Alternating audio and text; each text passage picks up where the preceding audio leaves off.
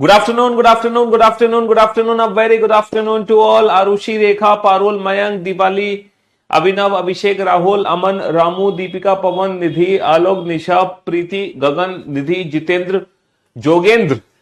क्या हालचाल भाई आप लोगों के? बढ़िया, फर्स्ट क्लास, शानदार जानदार, एकदम झकास। Good afternoon, good afternoon, good afternoon, a very good afternoon to all. कैसे हो भाई आप सभी?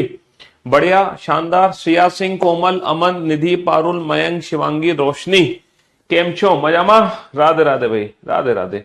तो हम लोग पढ़ रहे थे coding decoding chapter. Coding decoding chapter में दो लेक्चर नहीं, तीन लेक्चर हो चुके हैं। पहले दो लेक्चर में हमने लेटर कोडिंग को खत्म किया और तीसरे लेक्चर में हमने नंबर कोडिंग को निपटाया। और लेटर और नंबर कोडिंग हम बहुत अच्छे से पढ़ चुके हैं। मुझे लगता है अब हमारे सामने कोई भी क्वेश्चन आ जाए related to letter number coding, हम हवा में उन क्वेश्चंस को उड़ा सकते हैं। आज हम शुरू करेंगे बेटा मिक्स कोडिंग। मिक्स कोडिंग में दो पैटर्न होते हैं, एक ओल्ड पैटर्न, एक न्यू पैटर्न। न्यू पैटर्न तो वो है जो बैंकिंग में आता है। जो ओल्ड पैटर्न है ना, उसको हम कभी कभी चाइनीज पैटर्न भी बोल देते हैं, जापानीज पैटर्न भी बोल देते हैं। चाइनीज और जापानीज पैटर्न, चाइनीज और जापानीज कोडिंग, ठीक है। तो वो ओल्ड पैटर्न में हमें देखने को मिलती है। मिक्स्ड कोडिंग के ओल्ड पैटर्न में हमें कौन सी कोडिंग देखने को मिलती है? चाइनीज कोडिंग देखने को मिलती है, जापानीज कोडिंग देखने को मिलती है। अब आप सोच रहे होंगे सर ये चाइनीज और जापानीज कोडिंग मतलब? देखो मैं आपको बताता हूं। ओल्ड पैटर्न बहुत इजी है, कंप्लीटली कॉमन कोडिंग पर बेस्ड है। ओल्ड पैटर्न जो है कंप्लीटली किस पर बेस्ड है? कॉमन कोडिंग पर बेस्ड है। इस तरीके से क्वेश्चन एग्जाम में आता है। एक सेंटेंस होगा, हाउ आर यू। अभी तक तो हम क्या कर रहे थे कि एक पर्टिकुलर वर्ड को दूसरे वर्ड में बदल रहे थे, लेकिन यहां पर एक वर्ड को चेंज नहीं करता, पूरा का पूरा सेंटेंस बदल दिया जाता है। How are you is coded as neat in foo. How are you is coded as neat in foo, ठीक है जी। Are you there, are you there is coded as tin से नी, टिन से नी। यहां पर पूरा का पूरा एक सेंटेंस दूसरे सेंटेंस में बदल दिया जाता है। ये मत कहना कि सर क्वेश्चन को हिंदी में भी लिख दो। हिंदी और इंग्लिश दोनों ही लैंग्वेज में, दोनों ही लैंग्वेज में क्वेश्चन बिल्कुल इसी तरीके से देखने को मिलेगा आपको। अब आपको लग रहा होगा ना कि सर नीट इनफू, टिनसीनी, ये कोई चाइनीज या जापानीज लैंग्वेज है। ये कोई चाइनीज या जापानीज लैंग्वेज नहीं है, ठीक है। ये बेसिकली मीनिंगलेस है, इसका कोई मीनिंग नहीं है, ठीक है, मीनिंगलेस। अभी तक क्या होता था कि मैं एक वर्ड को जब दूसरे वर्ड में चेंज करता था तो डेफिनेटली उसके पीछे एक लॉजिक होता था, है ना। वो लॉजिक हमें आइडेंटिफाई करना होता था। क्या लॉजिक है? हर एक वर्ड लेटर में plus one plus one plus one कर दो। लेकिन यहां पर जब मैं एक वर्ड को किसी दूसरे वर्ड में बदलूंगा तो उसके पीछे कोई लॉजिक नहीं होगा। There is no logic. बिना लॉजिक के एक वर्ड दूसरे वर्ड में बदल दिया जाएगा। अच्छा, दूसरी चीज यह है कि ये क्वेश्चन पोजीशन बेस्ड नहीं होता। ये क्वेश्चन पोजीशन बेस्ड नहीं होता कि पहला वर्ड पहले वर्ड में बदला जाएगा, दूसरा दूसरे में, तीसरा तीसरे में। इसका मीनिंग एग्जैक्टली ये है कि ये जो हाउ वर्ड है ना, हाउ वर्ड, इन तीनों में से किसी भी वर्ड में बदला जा सकता है, ठीक है। ये जो हाउ वर्ड है इसकी कोडिंग नी भी हो सकती है, इसकी कोडिंग टिन भी हो सकती है, इसकी कोडिंग फू भी हो सकती है। लेकिन एक चीज याद रखना, अगर मान लो हाउ की कोडिंग नी है और अगर नीचे भी कहीं भी हाउ आ गया दोबारा से, तो उसकी कोडिंग पक्का नी ही होगी। ऐसा नहीं होगा कि ऊपर तो हाउ की कोडिंग कुछ और है, नीचे हाउ की कोडिंग कुछ और है। तो ऊपर हाउ को मैं जिस वर्ड में बदलूंगा, नीचे भी हाउ को मैं उसी वर्ड में बदलूंगा। तो ये क्वेश्चन कैसे सॉल्व होते हैं? ये क्वेश्चन सॉल्व होते हैं बेटा कॉमन कोडिंग से। मैंने आपसे पूछा what is the coding for how. How की कोडिंग क्या है? पहला ऑप्शन है हाउ की कोडिंग नी है, हाउ की कोडिंग टिन है, हाउ की कोडिंग फू है, या फिर कैन नॉट बी डिटरमाइन, पता नहीं लगा सकते, है ना। तो इस क्वेश्चन को कैसे सॉल्व करेंगे? सर इस क्वेश्चन को सॉल्व करने के लिए हमें कॉमन कोडिंग की जरूरत है। कॉमन वर्ड्स पता लगाओ। अगर मैं लेफ्ट हैंड साइड को ध्यान से देख रहा हूं तो बेटा आर यू ऊपर भी है, आर यू नीचे भी है। दो वर्ड है मेरे, आर यू, समझ रहे हो? आर यू वर्ड ऊपर भी है, आर यू वर्ड नीचे भी है।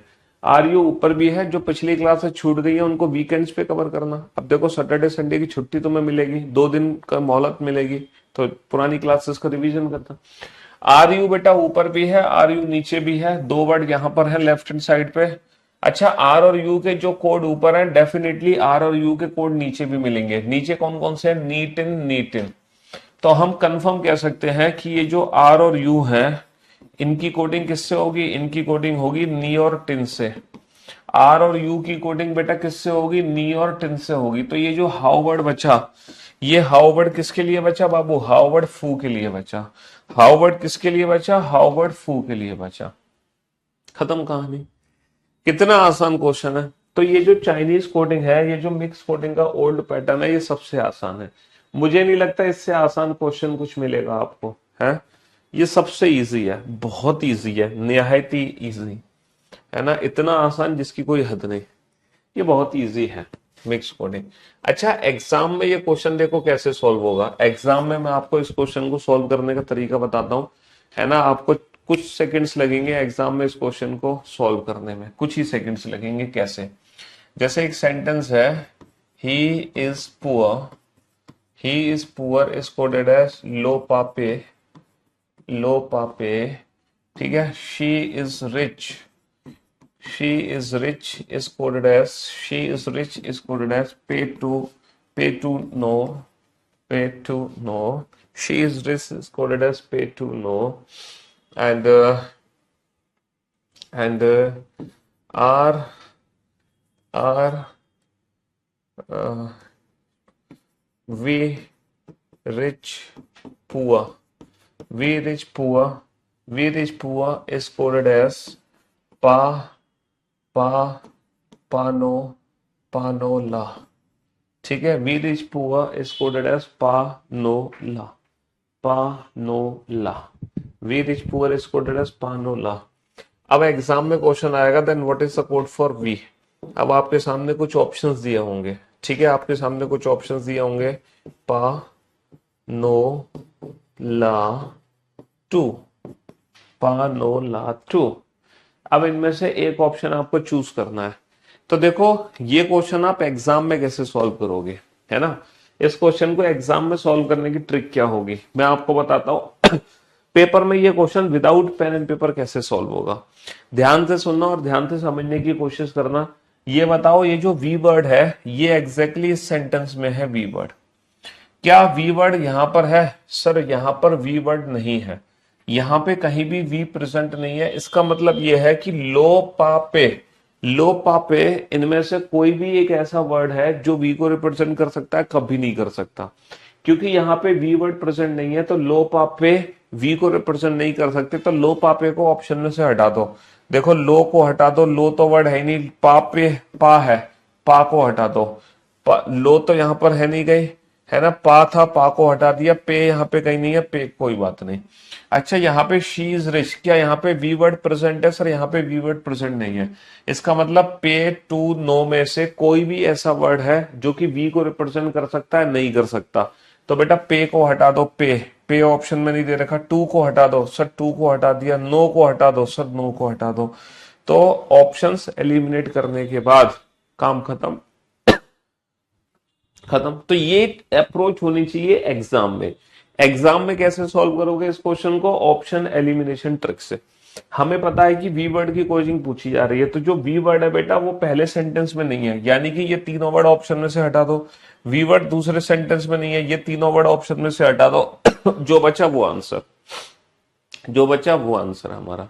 समझ गए, एग्जाम में विदाउट पेन एंड पेपर कैसे सॉल्व होगा ये क्वेश्चन, ठीक है। हम्म,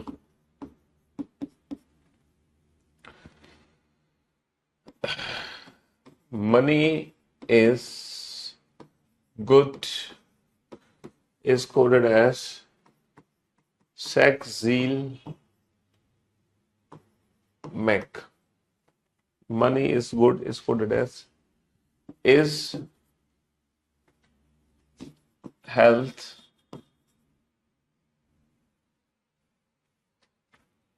well is coded as mech nick tick,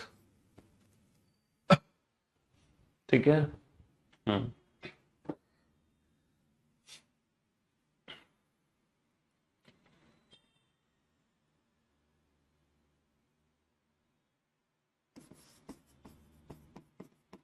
practice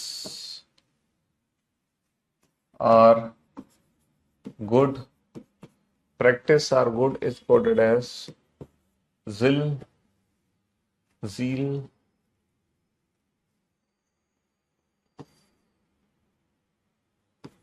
एंक bike. ठीक है जी। अब क्वेश्चन आपसे पूछा है, क्वेश्चन नंबर 64 आपसे पूछा है, what is the code for money? What is the code for money? पहला ऑप्शन जैक, दूसरा ऑप्शन सील, तीसरा ऑप्शन मैक, चौथा option can not be determine, पता नहीं लगा सकते, कैन नॉट बी डिटरमाइन। अगला क्वेश्चन है, what is the code for, what is the code for well practice? What is the code for well practice? निकटिक, एंक bank,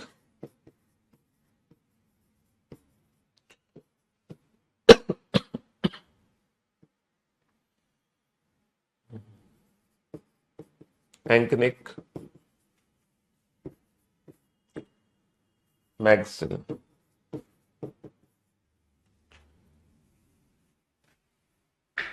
solve करो इन दोनों क्वेश्चन को जल्दी से।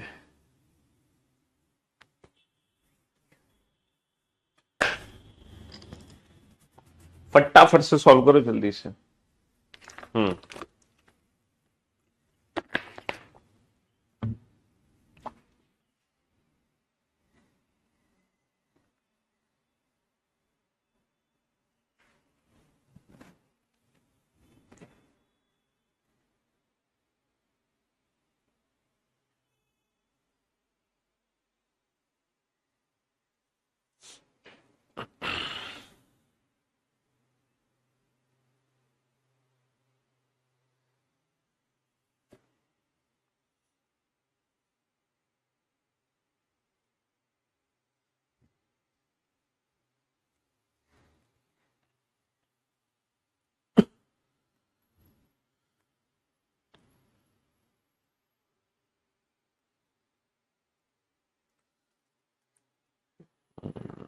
तो बेटा ये जो क्वेश्चंस है ना, ये बहुत इजी क्वेश्चंस हैं, बहुत इजी क्वेश्चन है, बहुत ही सिंपल क्वेश्चन है, सिंपल। कॉमन कोडिंग पर बेस्ड है ना, कॉमन कोडिंग पर बेस्ड है। यहां पर कंपैरिजन करो पहले फर्स्ट और सेकंड स्टेटमेंट को। सर फर्स्ट और सेकंड स्टेटमेंट में क्या कॉमन है? इज कॉमन है, इज। फर्स्ट और सेकंड स्टेटमेंट में इज कॉमन है, तो राइट हैंड साइड पर भी एक वर्ड कॉमन होगा जो इसका कोड होगा। सर राइट हैंड साइड में कॉमन है मैक। अच्छा फर्स्ट और थर्ड सेंटेंस को कंपेयर करो, फर्स्ट और थर्ड में क्या कॉमन है? गुड कॉमन है, तो राइट हैंड साइड पे कॉमन होगा जील। ठीक है, सेकंड और थर्ड में सर कुछ भी कॉमन नहीं है, बस इतने ही कोड हमें पता चलेंगे। मनी का कोड क्या हो गया? मनी का कोड हो गया सेक। ठीक है जी, मनी का कोड हो गया सेक। चलिए वेल प्रैक्टिस का कोड क्या होगा? सर वेल का जो कोड है ना, वो निक टिक में से कुछ भी हो सकता है, हम डिफाइन नहीं कर सकते। वेल की जो कोडिंग है वो निक टिक में से कुछ भी हो सकती है।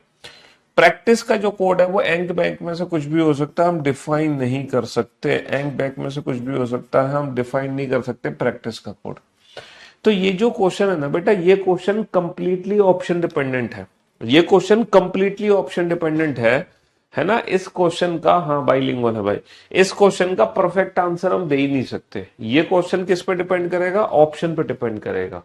इस क्वेश्चन का परफेक्ट आंसर नहीं दे सकते हम, ये ऑप्शन डिपेंडेंट क्वेश्चन है। हमारा वो ऑप्शन करेक्ट होगा जिस ऑप्शन में निक टिक में से कोई एक हो। निक टिक दोनों नहीं हो सकते, निक टिक में से कोई एक हो, निक टिक दोनों में से दोनों गायब हैं, निक टिक में से कोई एक हो, एंक बैंक में से कोई एक हो। तो ये क्वेश्चन कंप्लीटली ऑप्शन डिपेंडेंट है। इस क्वेश्चन के ना मल्टीपल आंसर्स है। इस क्वेश्चन के मल्टीपल आंसर है, वो ऑप्शन करेक्ट होगा जिस ऑप्शन में निक टिक में से कोई एक वर्ड हो, एंक बैंक में से कोई एक हो। तो ये जो चाइनीज कोडिंग है, जापानीज कोडिंग है, ये बहुत इजी होती है, बहुत ही आसान होती है ना, बहुत simple. She is good, she is good is coded as 1 2 3। Is he bad, is he bad is coded as 3 4 5, है ना। Are we good, are we good is coded as, are we good is coded as 267, are we good is coded as 267। Question number 66, question number 66, what is the code for she? Question number 67, what is the code for we bat? ये तो बिना option के नहीं कर पाओगे we bat वाला question, तो इसमें तो हमें ऑप्शन की जरूरत है। 2 3 4 5 6 7 5 6 है ना। What is the code for we? 2 6 7,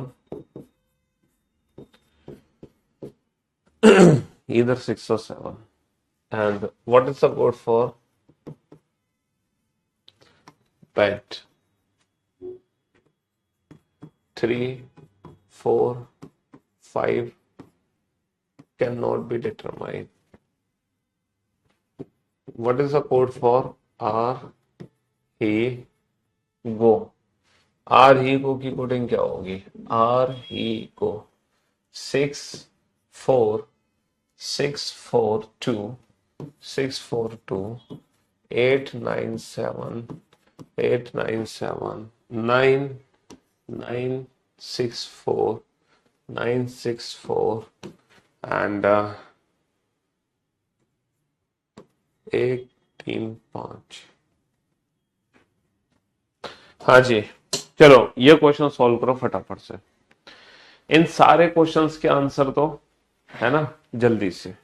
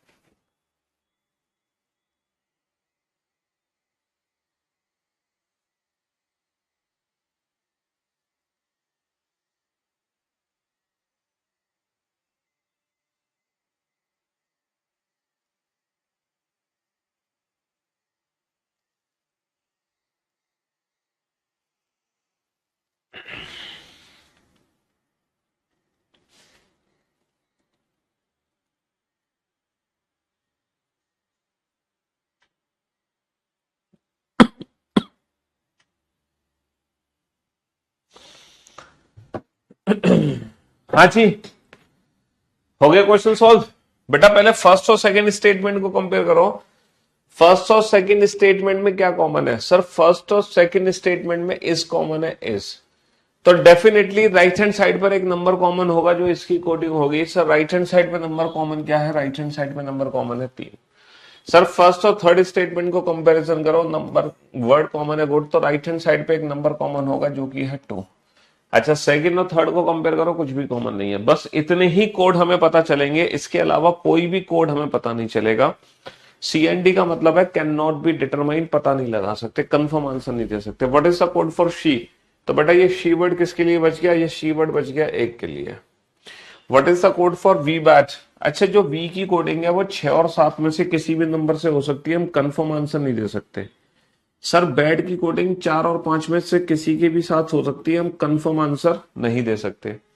तो ये क्वेश्चन कंप्लीटली ऑप्शन डिपेंडेंट है। हमारा वो ऑप्शन करेक्ट होगा जिसमें 6 और 7 में से कोई एक नंबर हो, 6 और 7 में से कोई एक नंबर हो, दोनों ना हो। 6 और 7 में से कोई एक हो और 4 और 5 में से कोई एक हो। हमारा वो ऑप्शन करेक्ट होगा जिसमें 6 और 7 में से कोई एक मिलेगा, 4 और 5 में से कोई एक मिलेगा,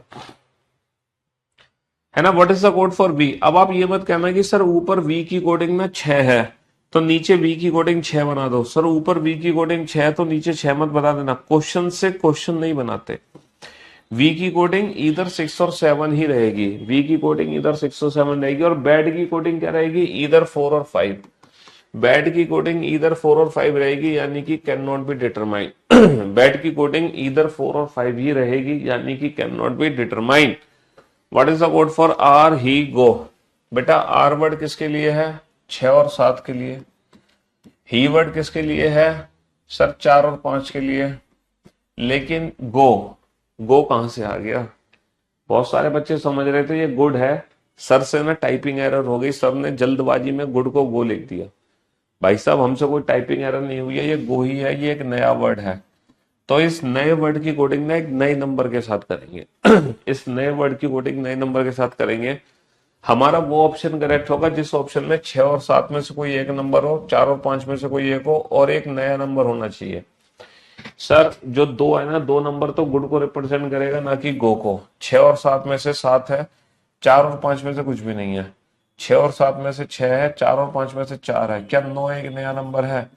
हाँ सर डेफिनेटली 9 एक नया नंबर है। 9 नंबर यहाँ पे कहीं भी प्रेजेंट नहीं है, तो जो 9 नंबर है वो गो को रिप्रेजेंट कर सकता है। तो ये क्वेश्चन भी ऑप्शन डिपेंडेंट है और ये क्वेश्चन भी ऑप्शन डिपेंडेंट है। इन दोनों क्वेश्चन के आंसर ऑप्शन पे ही निर्भर करेंगे, क्योंकि इन दोनों क्वेश्चन के मल्टीपल आंसर्स हो सकते हैं।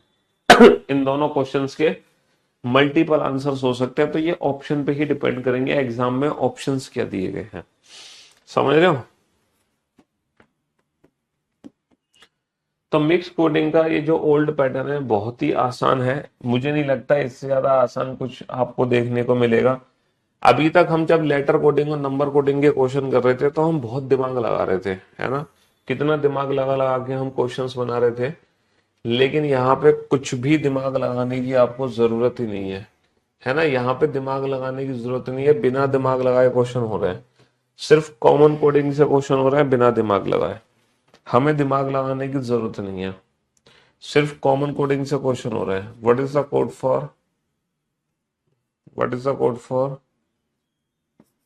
मेक्स? मेक्स नहीं, इकोनॉमिक्स, इकोनॉमिक्स नहीं,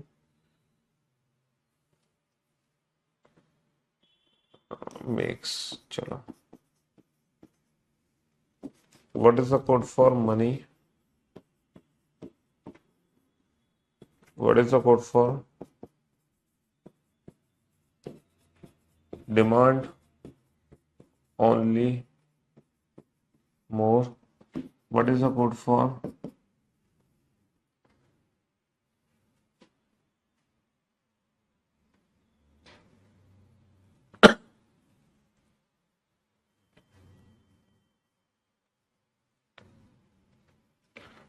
demand only more? What is the code for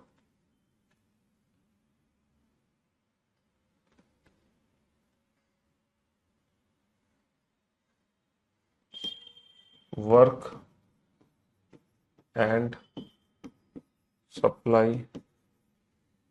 And what is the code for supply.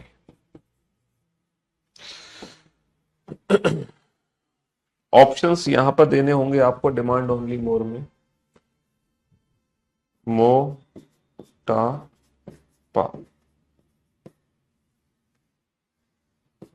मो नी जी,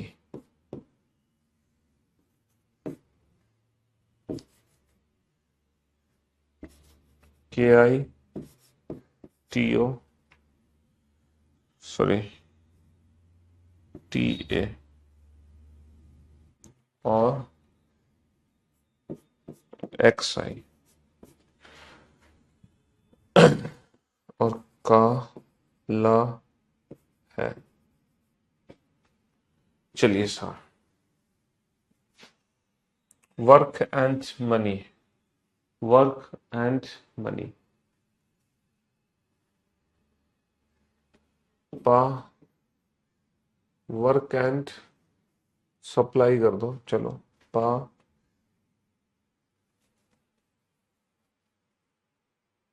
पाटा पाटा मो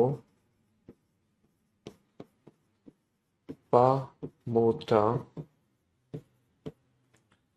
ठीक है, पा मोटा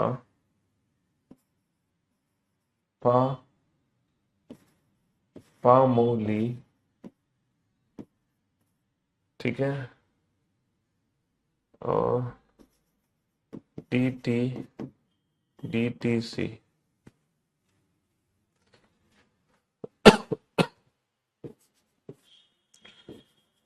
मो था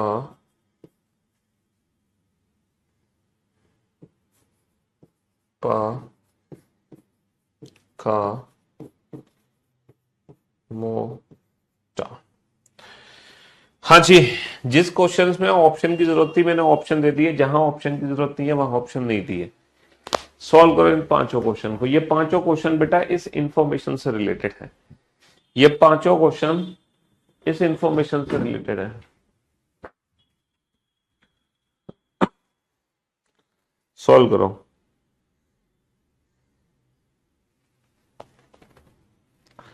तसल्ली से सॉल्व करो, तसल्ली से, आराम से, इज्जत के साथ। हेलो बेटा, कुछ नहीं करना, कॉमन वर्ड्स की कोडिंग पता लगानी है। आप बहुत लेट आए हो। एक बच्चा कह रहा है मुझे समझ नहीं आया। देखो, जिसे कुछ समझ नहीं आया इसका मतलब उसने बिल्कुल अभी अभी क्लास ज्वाइन की है, बिल्कुल अभी अभी। तो बेटा क्लास को जब स्टार्ट होती है ना, तो आप शुरू से क्लास को ज्वाइन किया करो। अच्छा ये बताओ, अगर आपने क्लास पहले से ज्वाइन करी थी तो पुराने जो अभी मिक्स कोडिंग के क्वेश्चन कराए थे वो समझ आ गए थे तुम्हें? हाँ, तो कुछ बच्चे बड़े इंटेलिजेंट होते हैं, वो तुरंत क्लास ज्वाइन करते हैं और क्लास ज्वाइन करते कहते हैं सर मुझे कुछ समझ नहीं आया, ताकि मैं पूरा से फिर से रिपीट कर दूं दोबारा से और उनका रिवीजन हो जाए और बाकी बच्चों का नुकसान हो जाए। तो इतना ओवर इंटेलिजेंट बनने की बेटा जरूरत नहीं है, क्योंकि चौथी क्लास का बच्चा भी इन क्वेश्चंस को सॉल्व कर देगा। समझ रहे हो? चौथी क्लास का बालक भी। इन क्वेश्चंस में क्या है, कॉमन वर्ड्स ही तो है ना। लेफ्ट हैंड साइड पे जितने कॉमन है उतनी राइट हैंड साइड पे कॉमन है, बात खत्म। ये भी अगर है, ऐसा कैसे हो सकता है, ऐसा कैसे हो सकता है कि तुम्हें ये क्वेश्चन ना समझ आया हो? ऐसा कैसे हो सकता है कि तुम्हें ये क्वेश्चन ना समझ आया हो, तुम्हें ये क्वेश्चन ना समझ आया हो? और नहीं समझ आया तो तब से क्या सो रहे थे तुम? हैं? क्यों भाई? मतलब तुम्हें ये समझ नहीं आया कि यहाँ पर ये जो वर्ड कॉमन है इज, और राइट हैंड साइड पे जो मैक कॉमन है इसकी कोडिंग मैक से होगी। कॉमन कोड नहीं समझ आ रहा है? आर यू ऊपर नीचे भी है, नीट इन ऊपर नीचे भी है, तो हाउ की कोडिंग फू से होगी। ये नहीं समझ आ रहा तुम्हें? क्या नहीं समझ आ रहा है? क्यों भाई, क्या नहीं समझ आ रहा?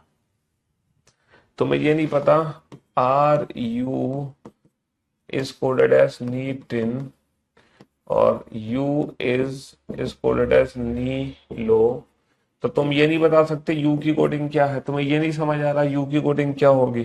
क्यों भाई? यू ऊपर भी है, यू नीचे भी है, नी ऊपर भी है, नी नीचे भी है, तो डेफिनेटली यू की कोडिंग किससे होगी? नी से होगी। ये नहीं समझ आ रहा? इसी पर तो बेस्ड है सारे के सारे क्वेश्चन। क्या बात कर रहे हो तुम? हैं?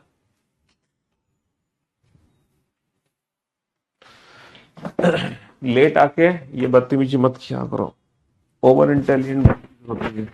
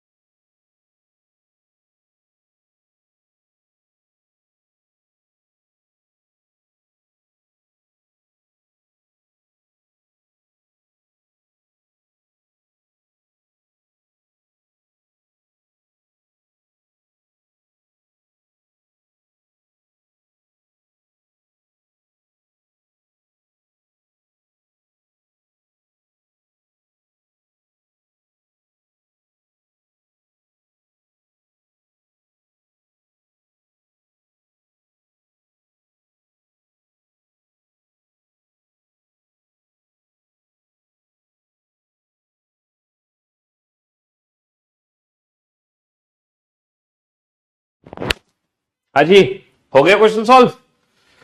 चलिए साहब, अब आप बोर्ड पे ध्यान से देखना और ध्यान से समझने की कोशिश करना। सबसे पहले ना फर्स्ट और सेकंड स्टेटमेंट को कंपेयर करो। फर्स्ट और सेकंड स्टेटमेंट में कौन सा वर्ड कॉमन है? सर अगर मैं फर्स्ट और सेकंड स्टेटमेंट को ध्यान से देख रहा हूं तो इकोनॉमिक्स मेरा कॉमन है, तो राइट हैंड साइड पर भी ना एक वर्ड कॉमन होगा। राइट हैंड साइड पे क्या कॉमन है? का। तो 100% इकोनॉमिक्स की कोडिंग कहां से हो गई? अब फर्स्ट और थर्ड सेंटेंस को कंपेयर करो। फर्स्ट और थर्ड में क्या कॉमन है? मनी। देखो मनी यहां भी है, मनी यहां भी है, तो पहले सेंटेंस में भी मनी है, थर्ड सेंटेंस में भी मनी है, तो राइट हैंड साइड में डेफिनेटली एक वर्ड कॉमन होगा जो मनी को रिप्रेजेंट कर पा रहा होगा। भाई जो मनी की कोडिंग ऊपर होगी डेफिनेटली वही मनी की कोडिंग नीचे भी होगी, क्योंकि ये कॉमन कोडिंग है विदाउट एनी लॉजिक, है ना, बिना किसी लॉजिक के। तो ऊपर और नीचे क्या कॉमन है? फर्स्ट और थर्ड में क्या कॉमन है? ला। तो मनी की कोडिंग ला से हो गई। अब फर्स्ट और फोर्थ सेंटेंस को कंपेयर करो। सर फर्स्ट और फोर्थ में तो इकोनॉमिक्स और इकोनॉमिक्स ही कॉमन है। इकोनॉमिक्स का कॉमन क्या था? का। तो फर्स्ट सेंटेंस के कंपैरिजन सबके साथ हो गए। फर्स्ट सेंटेंस के कंपैरिजन सेकंड के साथ हो गया, फर्स्ट का कंपैरिजन थर्ड के साथ भी हो गया, फर्स्ट का कंपैरिजन फोर्थ के साथ भी हो गया। ठीक है, पहले कथन को हमने दूसरे तीसरे चौथे से अलग अलग कंपेयर कर लिया, कॉमन वर्ड्स आते चले गए, कोडिंग हम पता लगाते चले गए। अब बताओ सेकंड थर्ड में क्या कॉमन है? सर सेकंड और थर्ड वर्ड में कुछ भी कॉमन नहीं है।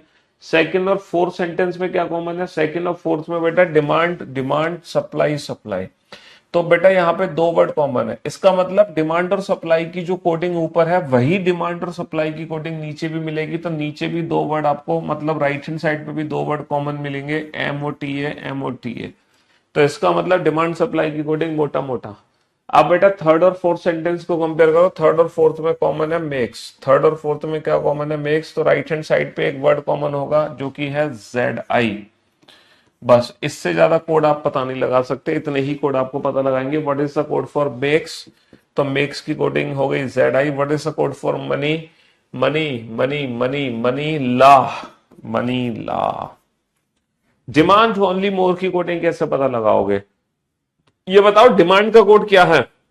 सर डिमांड और सप्लाई का कोड तो मोर टा है। सर डिमांड का कोड तो मोर टा है। हम कंफर्म आंसर नहीं दे सकते कि डिमांड का कोड मो है या टा, लेकिन डेफिनेटली मो और टा में से कोई एक वर्ड है जो डिमांड को रिप्रेजेंट करेगा। ओनली की कोडिंग क्या है? सर ओनली और पार्ट की कोडिंग है एनी और KI। तो ओनली की कोडिंग है आइदर एनी और KI, आइदर एनी और KI। बट हम कंफर्म नहीं बता सकते कि क्या है। मोर सर एक नया वर्ड है। तो ये क्वेश्चन एक्सक्यूज मी सॉरी, तो ये क्वेश्चन कंप्लीटली ऑप्शन डिपेंडेंट है। ये कंप्लीटली ऑप्शन डिपेंडेंट है। हमारा वो ऑप्शन करेक्ट होगा जिस ऑप्शन में मो और टा में से कोई एक हो, दोनों वर्ड नहीं होने चाहिए। मो और टा में से कोई एक हो, एनी और KI में से कोई एक हो, और एक नया होना चाहिए। क्या ZI एक नया वर्ड है? सर जो ZI कोडिंग है वो तो मेक्स की है, ZI नया वर्ड नहीं है। सर मो और टा में से टा मिल गया, एनी और KI में से KI। क्या XI एक नया वर्ड है? जी हाँ, XI एक नया वर्ड है। ठीक है, तो ये क्वेश्चन कंप्लीटली ऑप्शन डिपेंडेंट है। Option third is the right answer. What is the code for work and supply? Sir work हमारे लिए एक नया वर्ड है। वर्क यहाँ पे कहीं भी दिया हुआ वर्ड नहीं है ना। एंड की कोडिंग क्या है? एंड। सर ये जो एंड वर्ड बचा हुआ है ये किसके लिए बचा है? पा के लिए। एंड वर्ड देखो, डिमांड सप्लाई की कोडिंग तो मोटा है, इकोनॉमिक्स की कोडिंग का है, तो पा किसके लिए बचा है? एंड के लिए, तो पा हो गई। अच्छा सप्लाई की कोडिंग क्या? डिमांड सप्लाई है, मो और टा, तो सप्लाई की कोडिंग है इधर मो और टा। तो ये क्वेश्चन भी कंप्लीटली ऑप्शन डिपेंडेंट है। हमारा वो ऑप्शन करेक्ट होगा जिसमें मो और टा में से कोई एक वर्ड हो, मो और टा में से कोई एक हो, दोनों ना हो। मो और टा में से कोई एक हो, दोनों ना हो। मो और टा में से कोई एक है मो, उसके साथ होना चाहिए पा, और एक नया वर्ड होना चाहिए ली। ली सर एक नया वर्ड है, ली एक नया वर्ड है। तो option third is the right answer. Option third is the right answer. तो ये क्वेश्चन भी कंप्लीटली ऑप्शन डिपेंडेंट है, ये भी ऑप्शन डिपेंडेंट है, इसके फिक्स आंसर है। सप्लाई का कोड तो सर इधर मो और टा है, सप्लाई का कोड तो इधर मो और टा ही है। ठीक है, तो ये है मिक्स कोडिंग का ओल्ड पैटर्न, चाइनीज कोडिंग जिसको हम कोड कह सकते हैं, और बहुत ही इजी कोडिंग होती है ये, बहुत ही सिंपल क्वेश्चन होता है, बहुत ही आसान। यूपीएससी के एग्जाम में, है ना, एक इस बार एक क्वेश्चन आया था ठीक है, इस बार एक क्वेश्चन आया था और वो क्वेश्चन कुछ इस प्रकार है, बनाना जरा इस क्वेश्चन को। ये इस साल के आईएएस के पेपर का क्वेश्चन है, कोडिंग डिकोडिंग का। ठीक है, हाँ जी, बनाओ जरा इस क्वेश्चन को। ये मत कहना कि सर हिंदी में भी दिखा दो, आप पढ़ सकते हो, बड़ा आसान है। A B and C D are two digit number multiplying A B and C D, multiplying A B and C D result three digit number D E F. ठीक है, अच्छा, D E F adding D E F to another three digit number G H I. ठीक है, results in 975। ठीक है, further ABCD H और I are distinct digits. बेटा ये 0 to 9 10 अलग अलग डिजिट हैं, 0 to 9 10 अलग अलग डिजिट हैं, जिसमें E की जो वैल्यू है वो 0 है, F की जो वैल्यू है वो 8 है। तो आपको पता लगाना है what is the value of A plus B plus C, A plus B plus C की वैल्यू क्या होगी। जल्दी से आइडेंटिफाई करो फटाफट से। क्वेश्चन स्क्रीन नहीं दिखाई दे रहा, कोई दिक्कत नहीं है, स्क्रीन नहीं दिखाई दे रहा, कोई दिक्कत नहीं है ना। एक बच्चा कह रहा है क्वेश्चन से क्वेश्चन बना दो। सर यहाँ पे सप्लाई का कोड मो है, तो सप्लाई का कोड मो, देखो मैंने आपसे बोला ना क्वेश्चन से क्वेश्चन नहीं बना सकते। 74 से 75 सॉल्व नहीं होगा, 75 इंडिविजुअल है, ये इंडिविजुअल क्वेश्चन है। यहाँ पर इधर मो और टाही आंसर रहेगा। ठीक है, फिक्स आंसर नहीं दे सकते 74 के अकॉर्डिंग। अगर आपको क्वेश्चन दिख भी नहीं रहा तो कोई दिक्कत नहीं है, मैंने क्वेश्चन पूछ लिया। देखो DEF और GHI को जोड़ने पे 975 आना चाहिए। जहां E की वैल्यू 0, F की वैल्यू 8 है, तो आप ये बताओ A plus B plus C की वैल्यू क्या है। What is the value of A plus B plus C, जल्दी से आइडेंटिफाई करो फटाफट से। और ये सबको ना 10 अलग अलग डिजिट है सबके पास, मतलब A 0 और 8 से रिप्रेजेंट नहीं हो सकता। ठीक है, सॉल्व करो इस क्वेश्चन को, ये इसी साल का यूपीएससी 2023 का क्वेश्चन है, सिविल सर्विसेज एप्टीट्यूड टेस्ट, जो आईएएस का पेपर होता है ना, आईएएस आईपीएस का। ठीक है, सॉल्व करो इस क्वेश्चन को, कैसे डील करोगे, बनाओ फटाफट से, जल्दी से।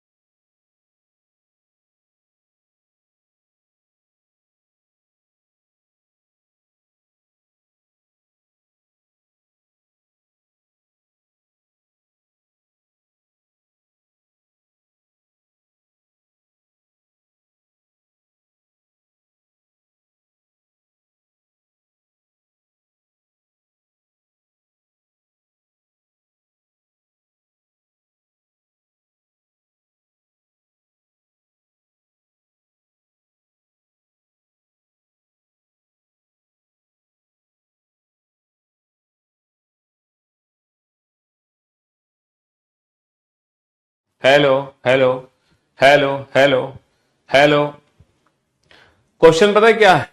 क्वेश्चन ये है कि बेटा ये 9 लेटर है, ये सॉरी 9 लेटर है, और इन 9 लेटर को 9 अलग अलग डिजिट से रिप्रेजेंट किया गया है, 9 अलग अलग डिजिट से।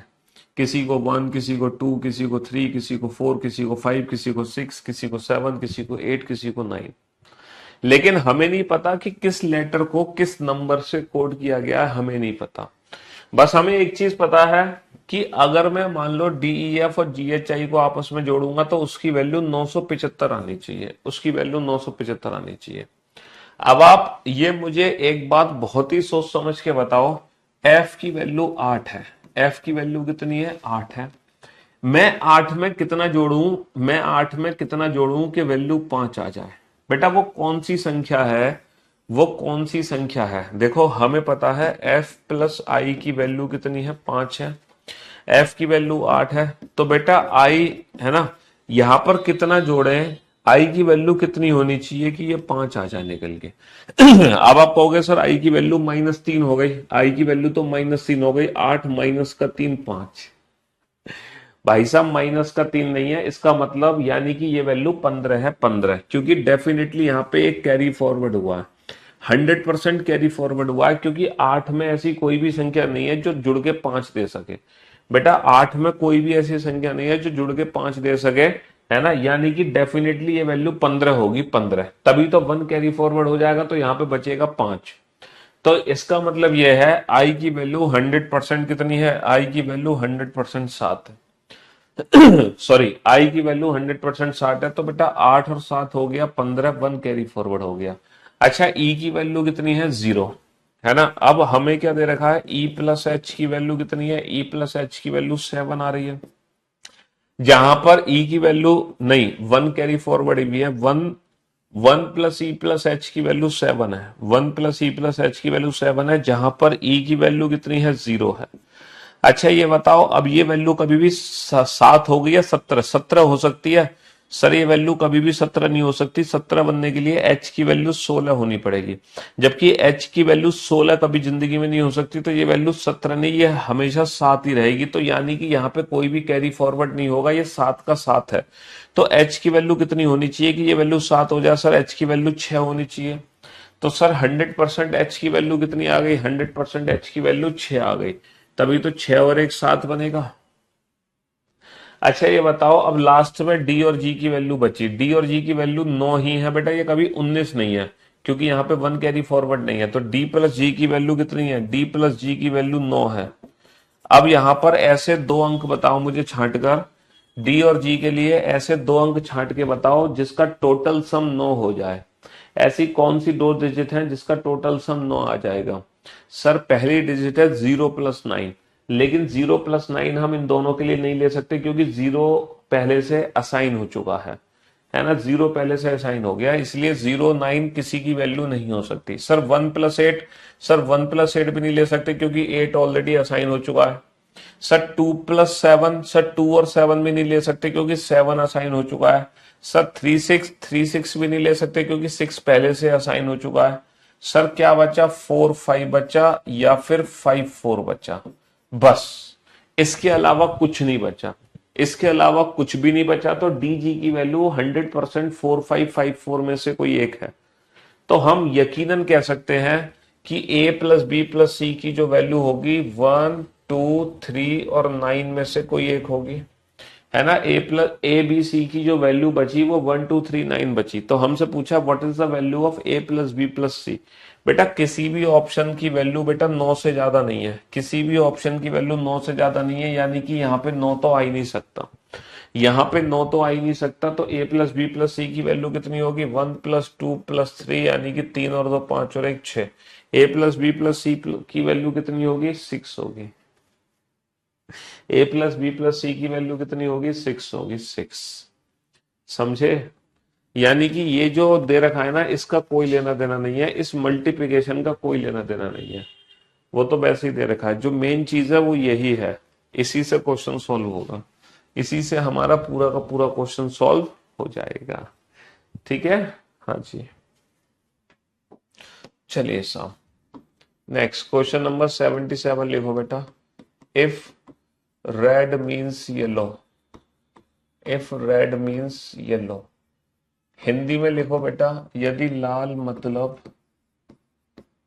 या फिर लिखो यदि लाल का अर्थ पीला, यदि लाल मतलब पीला, या फिर लिखो यदि लाल का अर्थ पीला, यदि लाल का अर्थ पीला। If red means yellow, yellow means blue, पीला मतलब नीला, पीला मतलब नीला, ब्लू मीन्स ऑरेंज, नीला मतलब नारंगी, नीला मतलब नारंगी, orange means green, orange means green, नारंगी मतलब हरा, नारंगी मतलब हरा, एंड ग्रीन मीन्स रेड, और हरा मतलब लाल, और हरा मतलब लाल, और हरा मतलब लाल। Then what is the colour of, then what is the colour of clear sky? तब खुले आसमान का रंग क्या होगा? Then what is the colour of clear sky? खुले आसमान का रंग क्या होगा? कोई भी बच्चा आंसर नहीं देगा, कोई भी बच्चा इस क्वेश्चन का आंसर नहीं देगा, सिर्फ आप इस क्वेश्चन को नोट डाउन करेंगे, आंसर नहीं दोगे। Next, if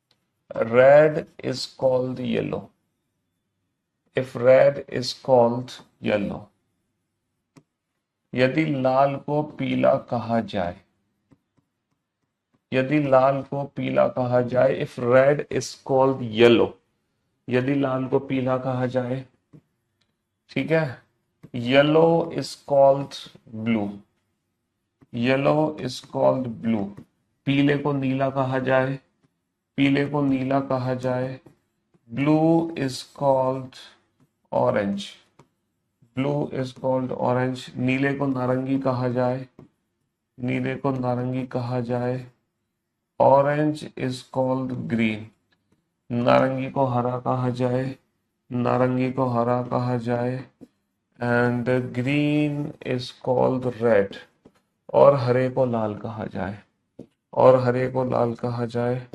then what is the colour of clear sky? तब खुले आसमान का रंग क्या होगा? तब खुले आसमान का रंग क्या होगा? ठीक है भैया, खुले आसमान का रंग तो नीला होता है, खुले आसमान का रंग क्या होता है? नीला होता है, नीला। खुले आसमान का रंग क्या होता है? नीला होता है, ठीक है। क्यों भाई? नीले नीले अंबर से चांद जब आए, हैं? नीले गगन के तले। तो भैया स्काई का कलर जो होता है वो ब्लू होता है, ब्लू। लेकिन यहां पर हम ब्लू आंसर नहीं दे सकते क्योंकि यहाँ पे कलर को ना कोड किया जा रहा है। यहाँ पे यहाँ पे क्या किया जा रहा है? यहाँ पे कलर को कोड किया जा रहा है, कोड। बेटा कोडिंग डिकोडिंग एक ऐसा चैप्टर है जिसमें, है ना, जिसमें हम हिंदी में भी इस क्वेश्चन को बिल्कुल ऐसे ही लिखेंगे जैसे ये अंग्रेजी में है ना। क्वेश्चन नंबर 75 तक मैंने जितने भी क्वेश्चन कराए ना, हिंदी में आपको बिल्कुल सेम ऐसे ही देखने को मिलेंगे। इनकी कोई हिंदी नहीं होगी, ऐसा नहीं होगा कि शी इज गुड की जगह लिखा हो वह बहुत अच्छी है, वह बहुत अच्छी है को कोड किया गया है 1 2 3 में, ऐसा नहीं होगा। ठीक है, क्वेश्चन नंबर 75 तक जितने भी मैंने क्वेश्चन कराए हैं वो बाइलिंगुअल है, हिंदी और अंग्रेजी दोनों ही लैंग्वेज में आपको ऐसे ही देखने को मिलेंगे। हाँ, मैंने बस हिंदी नहीं लिखी तो क्वेश्चन नंबर 76 की हिंदी नहीं लिखी मैंने, और मैंने इन दोनों क्वेश्चन की हिंदी नहीं लिखी, बस, है ना। 78 क्वेश्चन में सिर्फ 3 क्वेश्चन की हिंदी नहीं लिखी मैंने, बाकी हिंदी बोल दी है, पूरी हिंदी बोल दी है मैंने। और तुम कह रहे हो हिंदी में पढ़ाओ, अंग्रेजी में पढ़ाए जा रहे हो, हैं? क्या बात कर रहे हो भाई? पूरा चैप्टर बाइलिंगुअल पढ़ाया गया है, सिर्फ इस क्वेश्चन को हिंदी में नहीं लिखा मैंने, वो भी मैंने बता दिया कि हिंदी में लिखना कैसे है। तो भी तुम घबरा गए? इतनी जल्दी मत घबरा, इतना भी डर नहीं होना चाहिए अंग्रेजी से कि कभी अपना नाम अंग्रेजी में लिखा देख लो, पहचान ही ना पाओ कि ये आपका नाम है। बहुत डर है आपके अंदर। हाँ, तो मैं आपको क्या समझा रहा था? मैं आपको समझा रहा था, अब आप लोग मेरी बात ध्यान से सुनना और ध्यान से समझने की कोशिश करना, ठीक है। अगर आपका क्वेश्चन मीन्स की फॉर्म में है, यानी कि मतलब या का अर्थ की फॉर्म में है ना, का अर्थ की फॉर्म में है, मीन्स की फॉर्म में है, तो जो आपका आंसर होगा ना वो आपके कलर से ठीक पहले वाला आंसर होगा, आपके कलर से ठीक पहले वाला आंसर होगा, ठीक पहले। याद रखना, अगर क्वेश्चन मतलब या का अर्थ की फॉर्म में है तो मीन्स की फॉर्म में, तो जो आपका आंसर होगा वो आपके कलर से ठीक पहले वाला होगा। बेटा ब्लू से ठीक पहले क्या लिखा है? सर ब्लू से ठीक पहले क्या लिखा है? ब्लू से ठीक पहले येलो लिखा है, येलो। तो आपका आंसर हो गया येलो। ब्लू से ठीक पहले क्या लिखा है? येलो, है ना। अगर आपका क्वेश्चन मीन्स की फॉर्म में नहीं है तो आपका जो आंसर होगा वो आपके आपके आंसर से ठीक बाद वाला आंसर होगा, ठीक बाद वाला। तो बेटा ब्लू के ठीक बाद में क्या लिखा है, ब्लू के ठीक बाद में क्या लिखा है, ब्लू के ठीक बाद में लिखा है ऑरेंज, तो आपका आंसर होगा ऑरेंज। अब आप सोच रहे होंगे सर ऐसा हमने क्यों किया, तो मैं आपको समझाने की कोशिश करता हूं कि इसमें हम पहले वाला आंसर इसमें बाद वाला आंसर क्यों देते हैं, इसके पीछे का लॉजिक क्या है। भाई कोई तो लॉजिक होगा इसके पीछे का। चलो तो वो लॉजिक समझाने की मैं पूरी कोशिश करूंगा, समझ आ गया तो अच्छी बात है, नहीं समझ आया तो और अच्छी बात है। फिर तो बस तुम्हें ये याद रखना है कि आंसर हमेशा बाद वाला देना है, हमेशा बाद वाला आंसर देना है। ये तो सिर्फ स्पेशल केस है मींस का, वरना आंसर आपको हमेशा बाद वाला देना है। अब आप लोग मेरी बात ध्यान से सुनना और ध्यान से समझने की कोशिश करना। यहाँ पे कलर्स के डिब्बे रखे गए हैं, यहाँ पे कलर्स के डिब्बे रखे गए हैं, ठीक है। इस डिब्बे के अंदर एक कलर है, इसके भी अंदर कलर है, इसके भी अंदर कलर है, लेकिन इस पे मैंने रेड लिख दिया बिना देखे कि डिब्बे के अंदर कौन सा कलर है।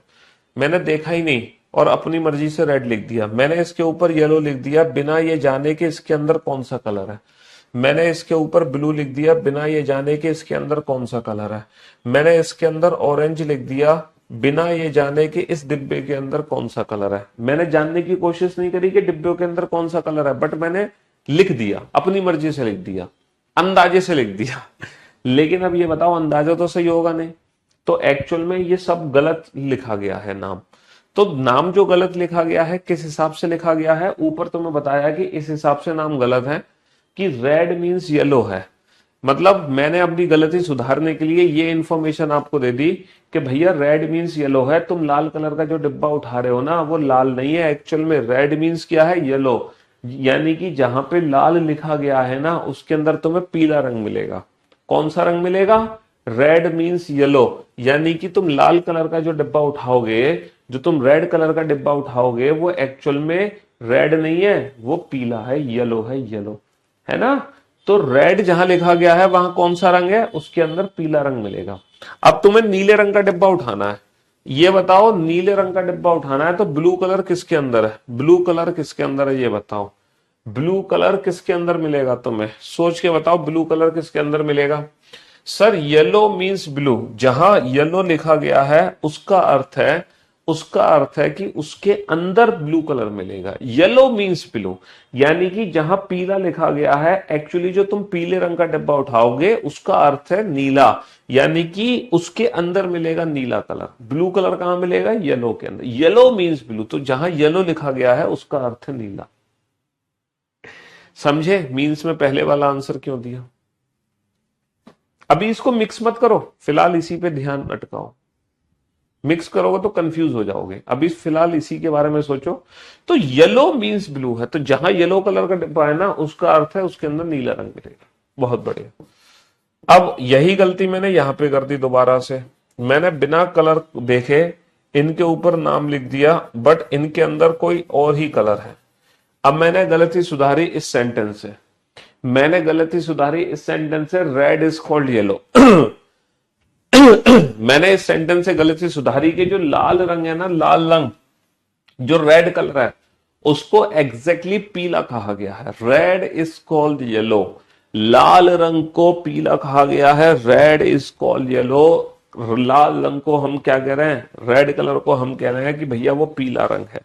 रेड इज कॉल्ड येलो, लाल रंग को पीला कहा गया है।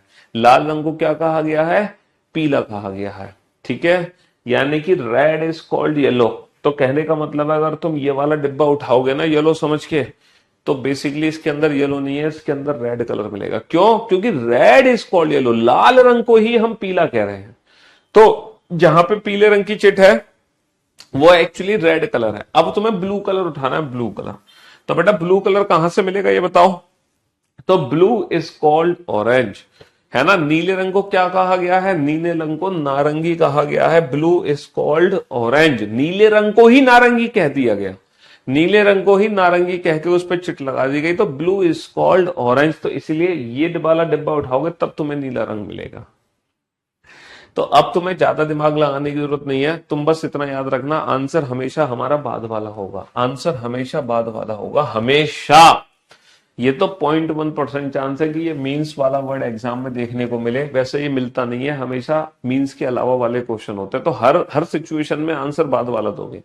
सिर्फ एक मीन्स या मतलब का अर्थ है जिसमें पहले वाला आंसर देते हैं। ठीक है, क्वेश्चन नंबर 79।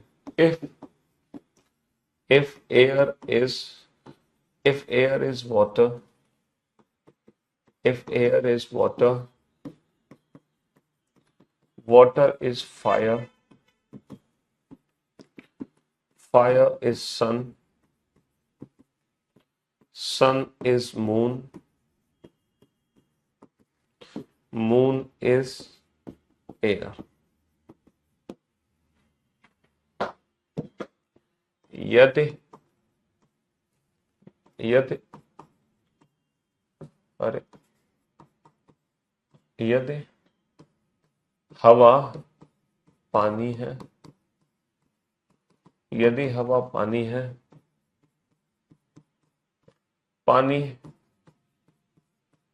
आग है, पानी आग है, आग सूर्य है, आग सूर्य है, सूर्य चंद्रमा है, सूर्य चंद्रमा है, चंद्रमा चंद्रमा हवा है,